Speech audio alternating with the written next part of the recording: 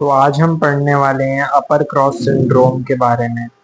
तो basically upper cross syndrome जो होता है इसको हम प्रॉक्सिमल क्रॉस सिंड्रोम भी कहते हैं या फिर शोल्डर ग्रिडल क्रॉस सिंड्रोम भी कहते हैं। अब अपर क्रॉस सिंड्रोम जो होता है ये बेसिकली एक क्लिनिकल ऑब्जर्वेशन होती है हमारी, ना कि कोई एक मेडिकल डायग्नोसिस। मीन्स कि अपर क्रॉस सिंड्रोम कोई स्पेसिफिक कंडीशन का नाम नहीं है, ये बस एक सिम्टमेटिक स्टेज का नाम है।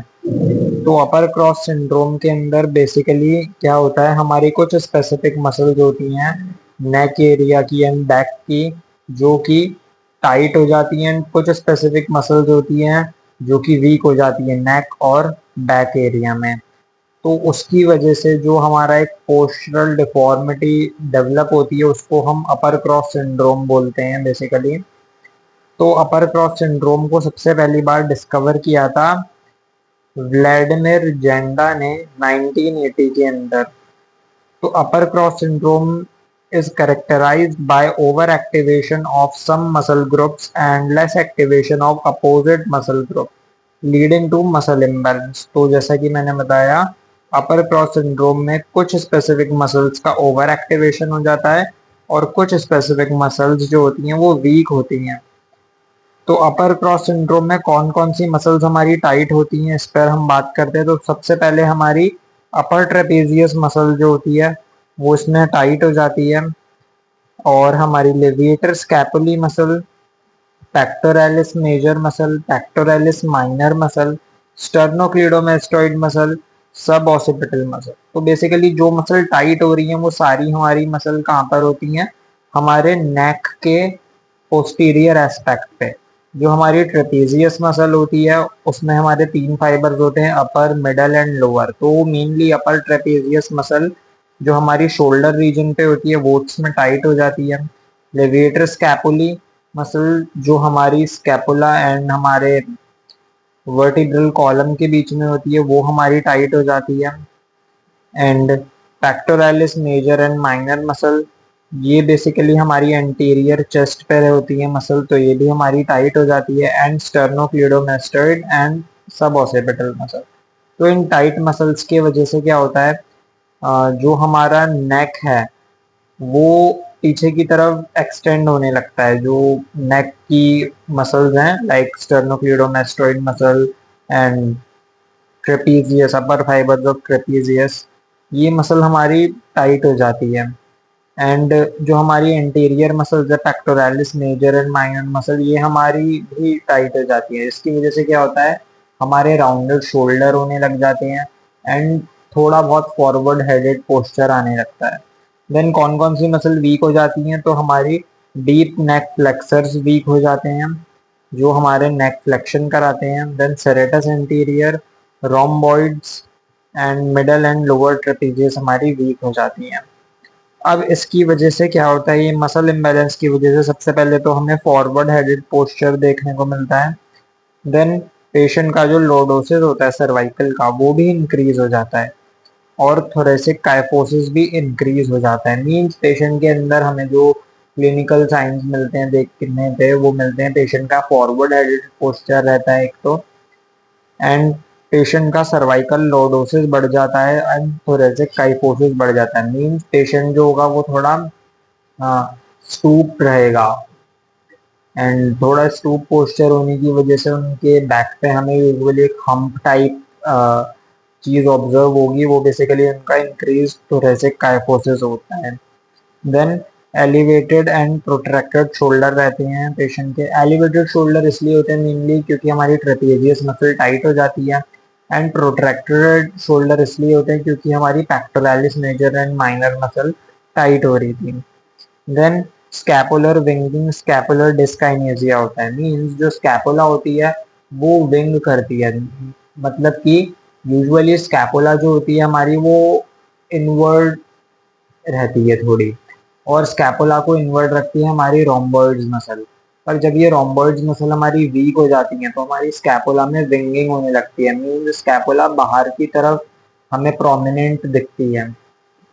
देन उसके अलावा जो हमारे मेन जॉइंट्स होते हैं जिनके ऊपर हाँ, हमारा स्ट्रेस इंक्रीज होता है तो वो हमारा C4 C5 का जॉइंट होता है। मेनली पेशेंट जो होते हैं वो नेक पेन का इशू लेके आते हैं, उनके C4 C5 जॉइंट पे प्रेशर इंक्रीज होता है। अब ये प्रेशर इंक्रीज इसलिए हो रहा है क्योंकि हमारी ट्रेपीजियस मसल जो है वो ओवर एक्टिव है।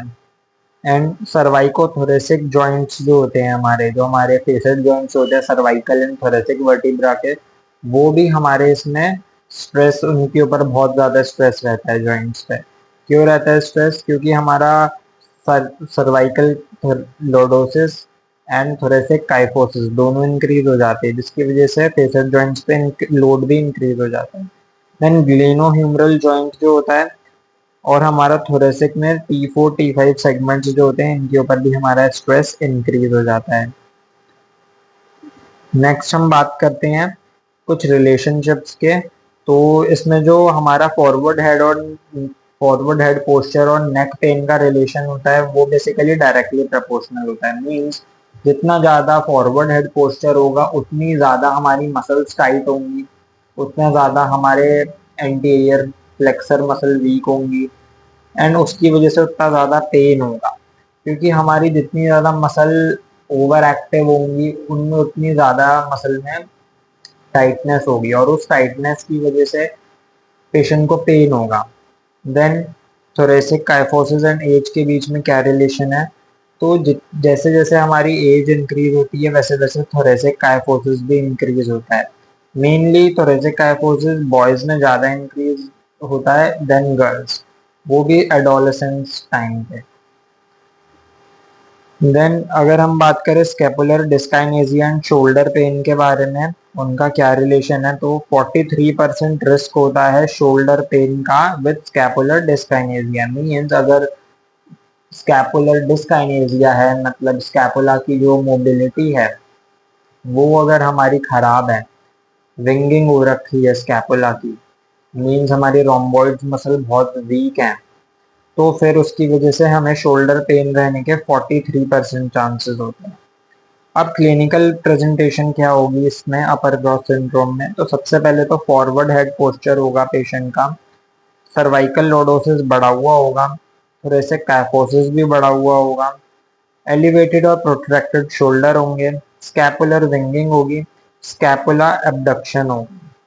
अब यूजुअली ऐसा भी होता है कि कुछ पेशेंट्स के अंदर ये जो सिम्टम होते हैं वो प्रेजेंट होते हैं सारे, और कुछ पेशेंट्स में ऐसा होता है कि सिम्टम प्रेजेंट नहीं होते, सिर्फ उन्हें नेक पेन का इशू होता है। देन हम ट्रीटमेंट में क्या कर सकते हैं? तो सबसे पहले तो पेशेंट एजुकेशन हमें करना है, पेशेंट को एजुकेट करना है कि उनको अपना पोस्चर जो है वो सही करना है।